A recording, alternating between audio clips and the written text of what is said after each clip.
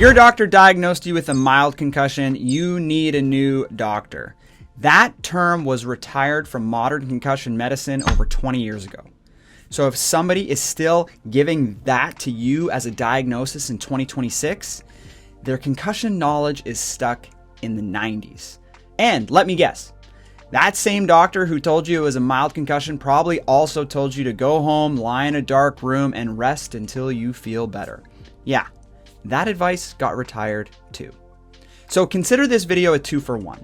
I'm going to walk you through why we dropped both of those terms, what is actually happening in your brain when you have a concussion, the 4 main things that predict how long recovery takes, and the single most counterintuitive piece of advice that the research is now showing about how to actually heal your concussion. So stick with me. I'm Dr. Cameron Marshall. I founded Complete Concussions, a network of close to 500 concussion clinics in over 15 different countries. And I have trained thousands of healthcare professionals from virtually every discipline on how to better manage and treat concussion injuries. Between us and our network, we've managed tens of thousands of concussion cases. The terminology is the problem that we're going to discuss, and it's one of the biggest reasons that people end up in long, drawn-out recoveries that should have resolved months or even years earlier. So let us start with a brief history lesson. Traumatic brain injury as a whole category is still graded into mild, moderate, and severe. That hasn't changed. We still classify TBI, or traumatic brain injury, based on things like loss of consciousness, your Glasgow Coma Scale, imaging findings, and the length of time of post-traumatic amnesia.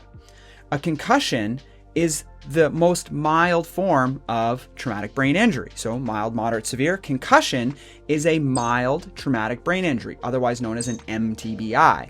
That's fine. That's just how it works. If you've ever hear the term mild TBI or MTBI, that's the correct way to do it. So there's no issues there. What got retired is something different. On top of the broader traumatic brain injury grading of mild, moderate, severe, sports medicine used to take the mild traumatic brain injury or concussion and create a second set of grading scales specifically for concussion.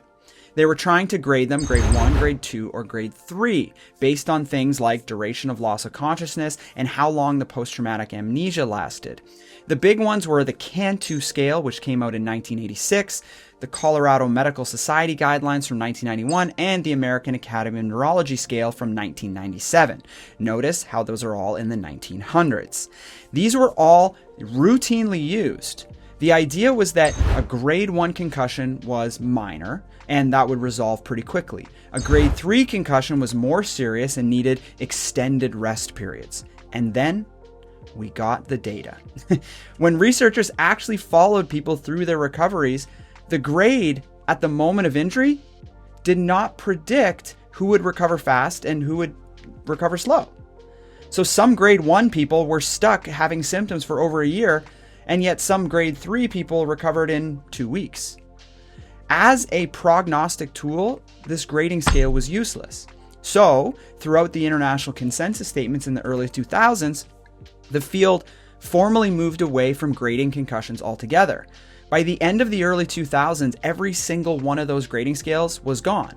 So today, the way we do it this day and age, you either have a concussion or you don't. There is no grade 1 concussion. There is no mild concussion within a concussion subtype. The diagnosis is binary. Either you have it or you don't. We can subdivide concussions later after the fact by your recovery trajectory, but that's a completely different framework. No one can tell you up front in the emergency department whether you have a mild, moderate, severe concussion. So if somebody's told you that, you're getting the wrong information. Now, that's what we're going to go into for the rest of this video. So the scary part here is that if somebody is still using the term mild concussion as a diagnosis in 2026, they are operating from knowledge that basically predates every advancement we've made since then. And I'll tell you, it's a shit ton. So if they're still using that term, they're likely out of date on the assessment, which is probably skipping all sorts of different factors like your neck, your jaw, your vestibular system, your eyes, your autonomic nervous system. They're also out of date on the rest advice, which we'll get to in a minute.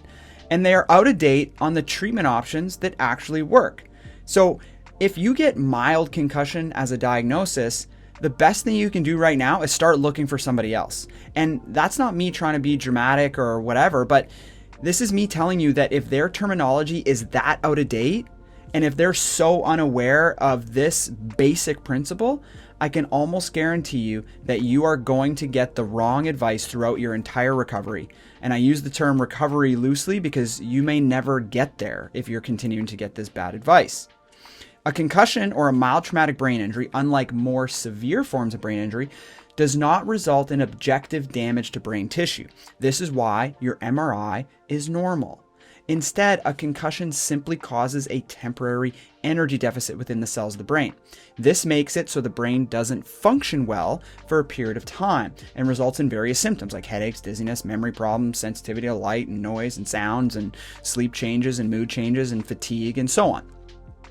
So if you want to learn more about what a concussion is and what happens inside the brain, I've linked a separate video in the description, and I dive deep into the science around, what happens in the brain during a concussion. So if you want to check that out, click on the link in the description and you can watch that video. Now, you heard me say temporary energy deficit. 60 to 70% of concussion patients will completely recover symptomatically within 1 to 2 weeks. Unfortunately, that leaves 30 to 40% who are still symptomatic. And here's where the problems start. If you are still symptomatic at 2 weeks, there's a good chance that you will still have symptoms at 1 month. If you are still symptomatic at 1 month, there's a really good chance that you'll still be symptomatic at 1 year, unless you change what you're doing. When symptoms persist past 4 weeks, the modern term for it is persistent post-concussion symptoms or persistent symptoms after concussion. It's real and it's treatable, but it's not treated with medications, and it's certainly not treated by avoiding activity and more rest, which in most cases is exactly what you've been told to do and the exact opposite of what you should be doing. I have more information on this in other videos, which you can find in the description below if you're interested in learning more about what drives and causes symptoms to persist. So if the severity does not predict recovery, then what does? The science on this has gotten really good in the last few years. There are essentially 4 main things that predict how long recovery is going to take. I call these the 4 recovery predictors. So let's start going through the main ones. Number 1 is symptom burden. This is by far the strongest predictor in the literature. Symptom burden just means how many symptoms you have and how severe they are early on after the concussion. If you have a headache and a little bit of dizziness, your recovery is probably going to be on the shorter end. But if you have a headache, dizziness, confusion, nausea, vision changes, sleep problems, mood changes all at once, statistically speaking, your recovery is probably going to be longer. But there's some nuance here. And that brings us to number 2, which is your pre-existing history. Essentially, concussion recovery is really dependent on how healthy you were before the injury happened. Specifically, a history of migraine headaches, a history of anxiety, or a history of depression all significantly slow down recovery. So does sex. Girls and women in comparable sports recover more slowly than boys and men. We don't fully understand why yet. However, there's theories around hormone differences, neck strength, and also reporting differences. But the data is pretty consistent across multiple large cohorts that women take longer than men. So if you're a female, if you have a migraine history, or you're dealing with anxiety or depression already, your recovery is already looking at a longer timeline, and you should consider that. And now here's where this ties back into number 1. All of these factors, pre-existing anxiety, pre-existing depression, and being female, are all also associated with having higher initial symptom burdens. And this is due potentially to things like catastrophization and coping skills and strategies. For example, if you're an anxious person and you get a concussion, this is likely to increase your anxiety. And that anxiety is likely to cause your symptoms to increase. And both of those things together cause those symptoms to hang around for longer, because those things like anxiety and depression are a barrier to concussion recovery. So one of the first things we do with any concussion patient is we provide them with a really good education on what a concussion is and what you can do about it. Knowing that a concussion is not brain damage and that it's just a temporary thing and that is completely treatable helps to lower patient anxiety, which significantly improves outcomes. It lowers that fear avoidant behavior and allows patients to not be afraid of symptoms, which then allows them to do the things which they actually need to do to speed the recovery. So number 1 and number 2 go hand in hand. Number 3 is the one that almost nobody talks about, which is time to evaluation, meaning how long it took you to see a concussion-trained healthcare provider. Seeing some untrained GP who diagnosed you with a mild concussion is not going to help you, but seeing a concussion provider does. And the sooner you do this, the better. Patients who are evaluated and diagnosed on the same day as the injury recover faster than patients who are seeing someone 2 days later. Seeing someone 2 days later is better than seeing someone 3 days later, and so on and so on. Every day you wait kind of matters. So why would this be? Well, it's because the sooner you get to see somebody that knows what they're doing, the sooner you get the right education and reassurance. That lowers both number 1 and number 2 that we just talked about. And they also get you doing the right activities right from the start. So you never fall into that typical failure pattern that most concussion recoveries do, which is complete bed rest, don't do anything, avoid everything that causes an increase in symptoms, and blah, blah, blah. And that brings us to number 4. This is probably the one that's changed the most in the last few years, and that is exercise. For decades, basically throughout all of history when we've been treating concussions, the standard advice for concussion was complete bed rest in a dark room until you feel better. That advice is wrong. We now have so many high quality studies showing that guided sub-symptom threshold exercise actually speeds up recovery compared to rest. Your brain is injured, yes, but is also a dynamic system that heals better with appropriate stimulation than with a complete shutdown. Sub-symptom threshold exercise means light, controlled movement. This could be a walk, stationary bike, etc., at an intensity that does not provoke symptoms. So you don't want to push through symptoms, and you don't want to just go and hide in the dark, because both of those will actually kind of slow you down. So if your treatment plan right now is rest until you feel better or avoid things that increase your symptoms, your treatment plan is way out of date, exactly the same way that mild concussion is out of date. So practically, what can you or what should you do? Well, there's 4 main things. 1, if your doctor diagnosed you with a mild concussion, start looking for someone new today. That term alone tells you that they are so out of date, and you need to find somebody who's up to date. Number 2, find a concussion clinic as soon as you can after injury. Don't wait it out and say, well, we'll just see how it goes, whatever. Find somebody early, because it will make all the difference. Number 3, ask specifically about what activity you should be doing. If somebody's just telling you to rest and do nothing, you're in the wrong spot, okay? You want sub-symptom threshold exercise. And a good clinician will have you on a treadmill test within probably the first week or so after your injury. And 4, if your symptoms are still there at 10 days, it's time to start with rehabilitation, visual, vestibular, neck, exercise, etc.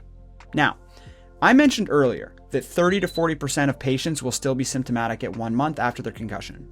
This data is based on the watch and wait approach, right? This is for patients doing nothing. But if we contrast that with what we see at complete concussions clinics, where we use the current evidence-based protocols, if we see you within the first 10 days after your concussion, less than 5% of our patients are still symptomatic at the 1 month mark. So that's between 6 and 8 times better than what you would see in the traditional sense. That's why it's so important to get seen by somebody who actually knows what they're doing and can provide you with the right advice early on. I had a 16-year-old hockey player come in last spring. He had been told that he had a mild concussion, told to do 2 weeks of rest and that everything would be fine. 6 months later, still headaches, still brain fog, couldn't do anything on the ice. All his symptoms would come back whenever he would try. So the first red flag should have been obviously that diagnosis. Anyone using that mild concussion term is probably not going to give them the right advice. So we ran a complete assessment and we had 3 of the 4 predictors against him. He had high symptom burden, he had pre-existing migraines, and he didn't see anyone who knew what they were doing. And 8 weeks of structured sub-symptom threshold rehab and the right management plan, and he was back on the ice. So he lost months doing the wrong things. So if this is you or you're watching this for somebody you love, here is what you can do next. The single highest leverage step that you can take right now is to join one of our free patient webinars where I walk you through exactly how concussion recovery actually works and what's driving your symptoms. And it's not what you think. And finally, how to start figuring out how to fix what those drivers are and what they're doing. Those drivers are what's causing symptoms to persist. And if we can fix the drivers, we fix the symptoms. The link for that is in the description below. Click that, sign up for a time that works for you, and I will explain everything to you.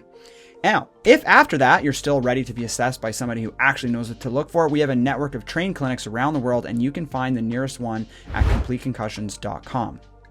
So, to wrap this up, mild concussion, no such thing. If that was your diagnosis, you're running a great risk by sticking with that provider for your concussion care and advice. I hope this helps, and I want you to know that concussion is completely treatable and completely recoverable, no matter how long it's been.